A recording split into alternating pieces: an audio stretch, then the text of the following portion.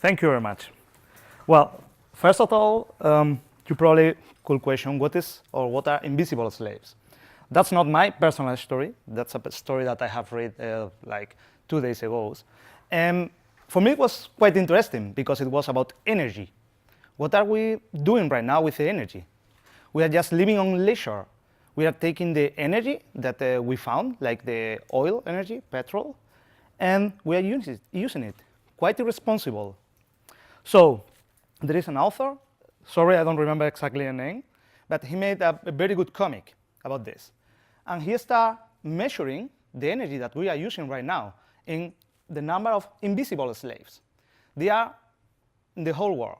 They are just surrounding us. And what they do is, yes, they are helping us to do everything. Even if you think about the most basic moments, the most basic things that you do every day in your daily life, they are helping you. If you try just to, let's say, boil water, just to make some tea, you are using energy. And this energy is coming from somewhere. And probably the plant is just burning oil somehow, but they are doing it. So he started just counting what are these invisible slaves. And he finally realized that these invisible slaves are equal to the work of a middle-aged man for 1 month. If I recall well, this was like 14 megajoules, something like that. So he started counting how much energy do we spend to move our cars, to move motorbikes, just to move from, let's say, Europe to the States. And you could try just to imagine how much energy do we spend in a plane, in a flight, when we go from Europe to the States. It was almost the same energy that the humanity used in the Stone Age. Almost the same. So we are doing things quite irresponsibly. And I will agree also with Emmanuel, what he said about using the things and using, let's say, the invisible slaves right now with a bit more of, let's say, idea. We need to think, okay, oil is going to be out in some years. Let's say 20, 25, I don't know, 10, maybe. We need to start thinking, what is the society? What is the future that we want to have in some years? Because now we still have some oil. We still have some rest. And we need to start moving into that future.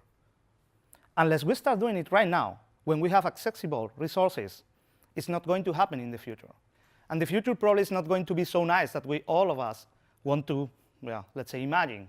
It's going to be tough, very tough. And a lot of different countries are going to compete because the resources are being every time, less. And they are every time, much lower, and they are much more competent because there are other countries that also wants to access to our standard of life. So it's probably a question of, for us also, of course, what can we do to reduce our number of invisible slaves? What can we do just to try to improve the future and to try to use less oil? And I think this goes also related with the plastic. What can we do to reduce our use of these kind of things? Because plastic is also part of the oil industry. But also, it's a question of thinking and teaching into the new generations. What can we teach to the children? And what can they do in the future? Probably, we still can do some things, some actions. But it's not only our duty, it's also our duty to teach the new generations to live with a much lower number of invisible slaves supporting them. And I will say that's all for me.